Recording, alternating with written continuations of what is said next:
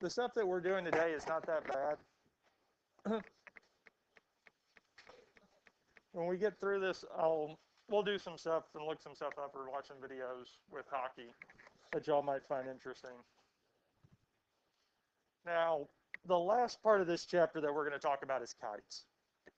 Now, what defines a kite is that it has two sets of consecutive congruent sides. So two of the sides, consecutive next to each other, are going to be congruent. This is how we define a kite. So a kite is a quadrilateral that has two pairs of consecutive congruent sides, but opposite sides are not congruent. Because for it to be opposite, an opposite side, it cannot be touching the line itself. Because it might be tempting to say,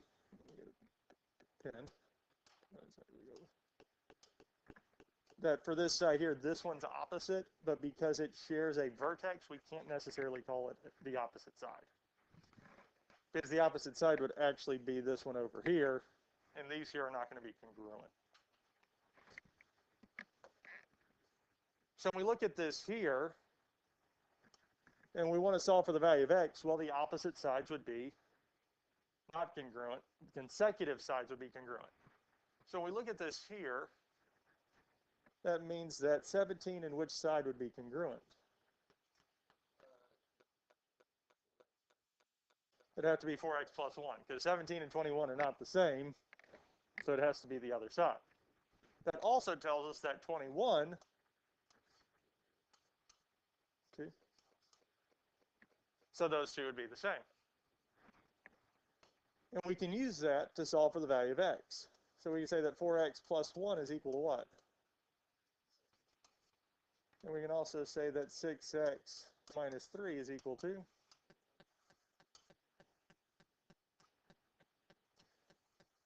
Let's solve this one here first. So what can we do?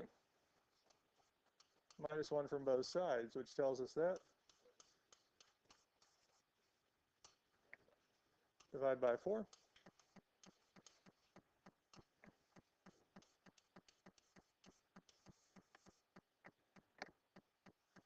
Let's go on and solve the other one too. But what is the value of x going to end up being? 4. Because in any problem, we can't have x be two different values. The first thing we can do is add 3 to both sides, which tells us that 6x is equal to 24. Lastly, we can divide both sides by 6, which tells us. So we need x to be 4 for this actually to work out to be a kite, so that we have two sets of consecutive congruent sides. Okay. Kite diagonal theorem. If a quadrilateral is a kite, then its diagonals are perpendicular. If it is a kite, then its diagonals are perpendicular. Are going to be perpendicular to each other at a 90-degree angle. If a quadrilateral is a kite, then exactly one pair of opposite angles are congruent. And the pair of opposite angles are going to be that are congruent are going to be the two that are between the non-congruent sides.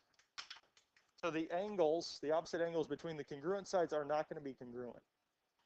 But the angles between the non-congruent sides will be. And that's kind of an easy way to remember it. Now, can it work out for this figure here that B and D could be congruent? Well, yes. It could work out that that is the case, but it's not going to be that way every single time. The angles A and C will always be congruent. The whole angle. Because if we draw the diagonal in, the halves won't be split evenly, but the whole angles themselves will be congruent.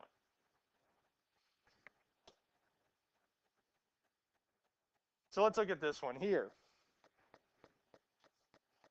For what value of x is each figure a kite? Well, we do have the two sets of consecutive congruent sides. Yes? And if we have diagonals in a kite, they are going to be what? Curves. Starts with a phi. perpendicular. So what do we know about the angles here? They're all right angles. So that means that 6x plus 6 is equal to 90 degrees.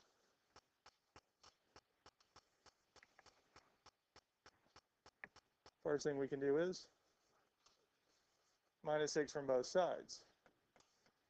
These cancel out, telling us that 6x is equal to 84. Divide both sides by 6. This 1 would give us 24. 14 is 12. 272. Yeah. It was close, because you're on the right path.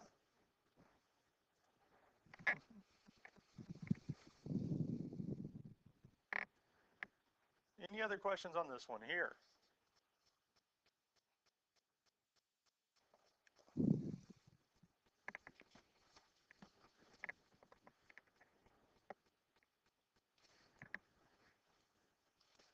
Now this one here is a lot easier to see with this nice screen, because in years past, this has been very hard to view, especially on y'all's note sheets, let alone the projector. So when we look at this here, we want to find the measure of angle D. Well, let's go on and find F2. Because if this is a kite, we have two sets of consecutive congruent sides, and they gave us that, yes? Now, one of our theorems said that if it's a kite, then the diagonals are perpendicular. Does that help us here? No. But we did have one other theorem, or one other thing that we can say, because it had two sets of, or it had a set of what? Angles that are congruent, yes? And those angles are going to be between the congruent or non-congruent sides.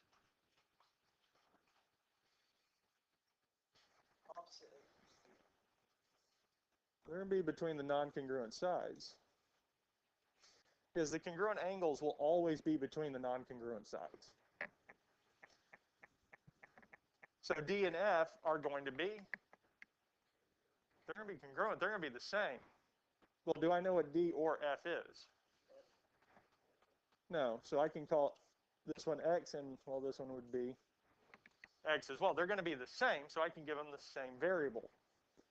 Which really tells me that X plus 115 plus 73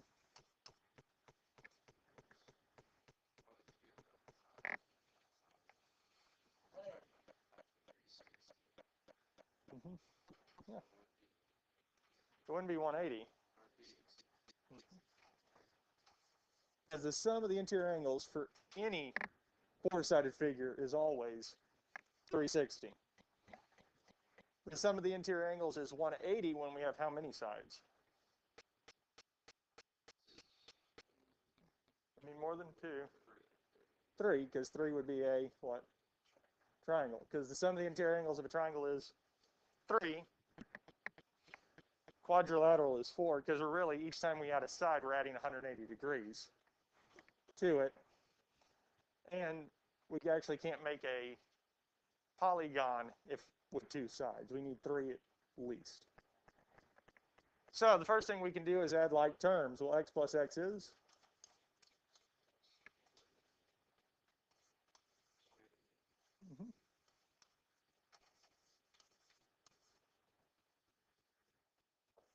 Then what can we do next?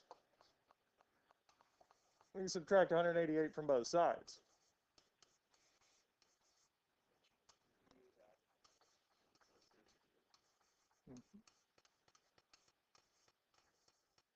And again, when you're doing some of these subtractions, it's sometimes easy to add up. Because, so 8, if I add 2, that'll be 0, so that makes 9. 9 plus 7 is 6, carry the 1. We can go that way there. And last but not least, we need to do what? Divide both sides by 2. 2 goes into 17 how many times?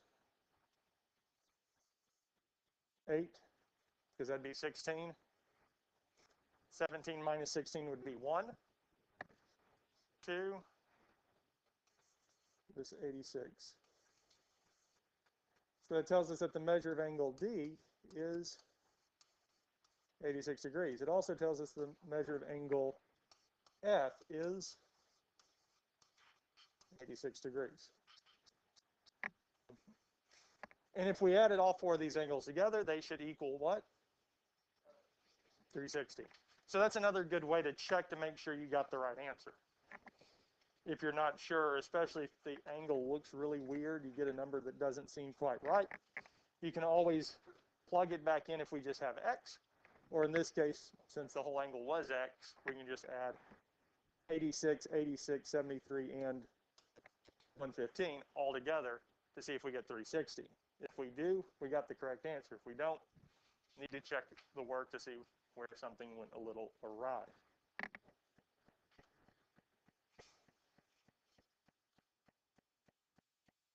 This is the exact same thing. So we'll do this one here because there are several of these that I put in here. And from the looks of it, we might just need to do one or two.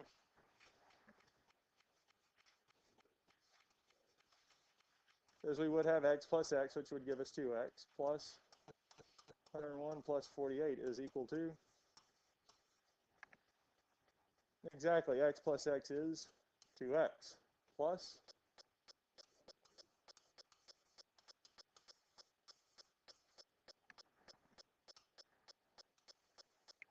then we would,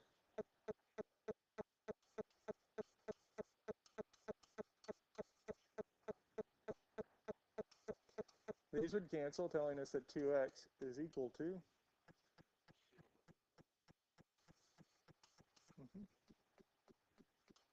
and then we would divide by 2.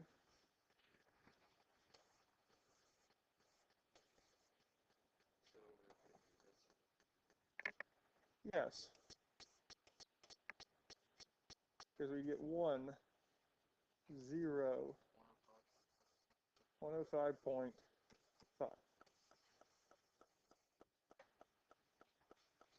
Which is really telling us that the measure of angle 1 is 105.5 degrees. And the measure of angle 2 is 105.5 degrees. And there's nothing wrong with having decimal answers with angles, because we can have these kind of angles. We don't have to have just whole numbers.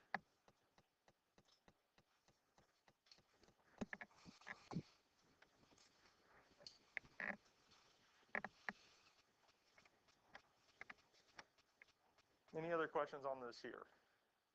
Now, I think y'all feel comfortable with finding these here. Feel good, Angel, on these?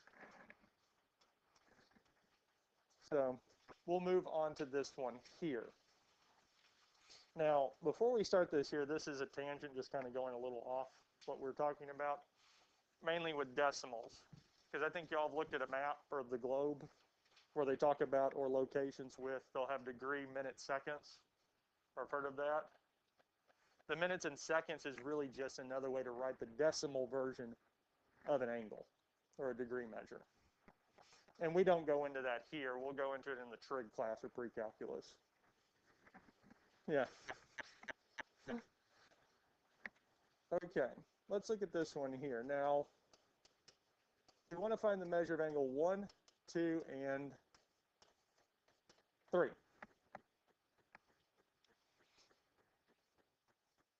Now, the measure of angle 1 is asking for this angle here. Well, what is that angle going to be? 90 degrees, because the diagonals in a kite are perpendicular, so it's automatically 90 degrees. All of these angles are 90 degrees.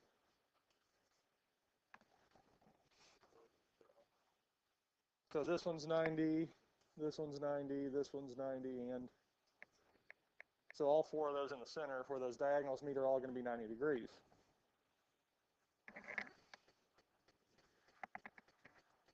One of the problems with kites on the test will ask for one of those four.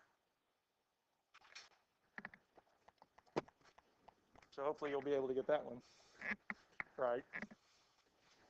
Now, looking at the other ones, well,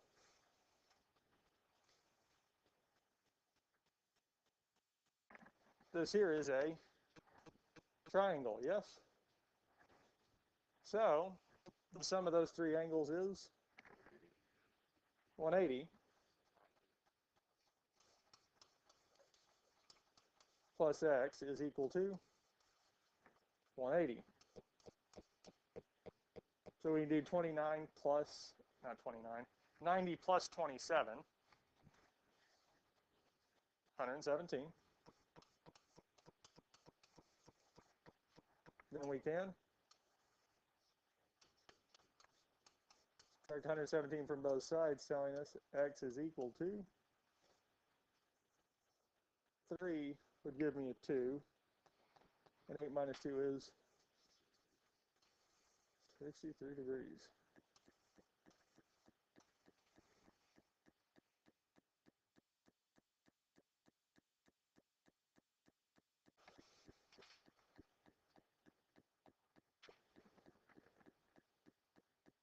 What do we think the measure of angle 3 is going to be?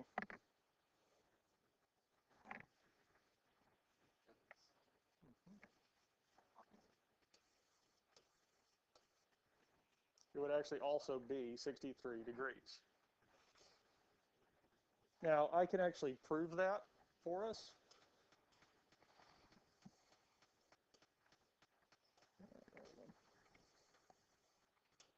There we go. Now, in our congruency theorems, well, this is for this triangle here. Let's pick a different color than that. This triangle here and this triangle here, we have a set of sides that are congruent, yes? And the side in the middle is really congruent to itself in both figures, yes? And we also know that this here is a right angle. Now, this is side-side angle, which we said does not work. But since it is a right triangle, we had the one case that we really didn't talk about too much, which was hypotenuse leg. Well, we do have the hypotenuse and a leg. So these two triangles here are actually congruent, which means 2 and 3 have to be congruent angles. It also means that this angle here is actually 27.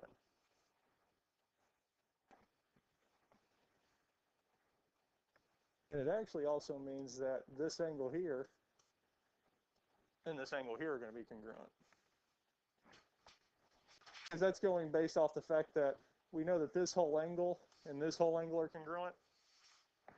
So if 2 and 3 are congruent, the other sides of it have to be congruent as well. But that's above and beyond. I mean, that helps us. Any other questions on this here?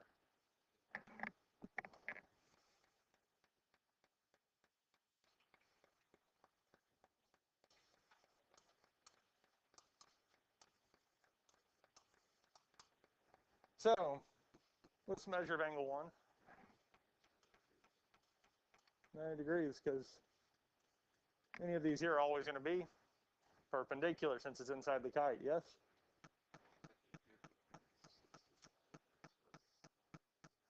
X plus 90 plus 65, yes? Didn't we have a theorem for the acute angles in a right triangle? They're going to be less than 90 degrees, or I can say 90 minus that angle, which is 65, because if one of them's 90, right, the other two have to add together to be 90. I'll re-show that. Because what we were saying is that x plus 65 plus 90 is 180, yes? I'm not going to add the two together first. I'm just going to subtract 90. Which leaves me with what? X plus 65 is equal to The other two have to add together to be 90.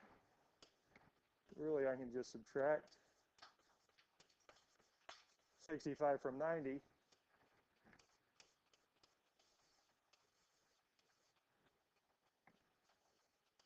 And this really only works if it is a right triangle.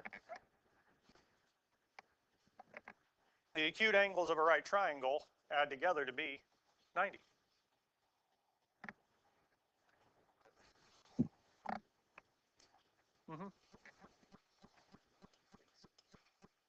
It also means up here we have 65 and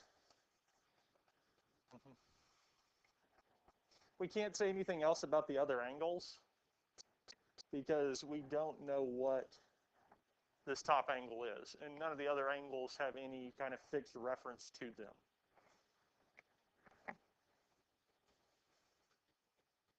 Any other questions on this here? Y'all want to look at this one here, or are we good with this? Okay.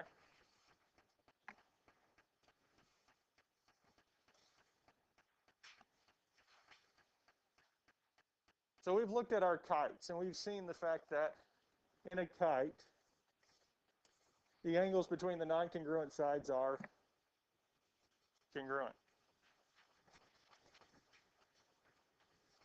It also works out that the diagonals are intersect at right angles. And it does work out that these angles here work out to be the same with that diagonal put in place. And it does work out that the top angles here are going to be the same.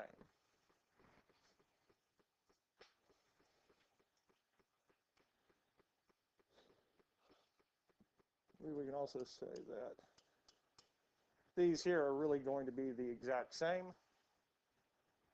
And it works out that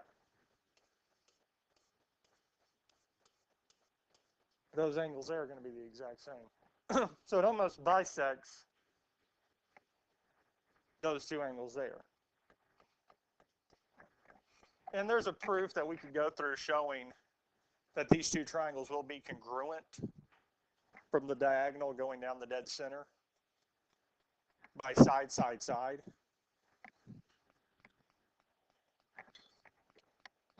But we're not going to worry too much with that. Any other questions on this here? Is y'all ready for the next slide? This is our homework, which is a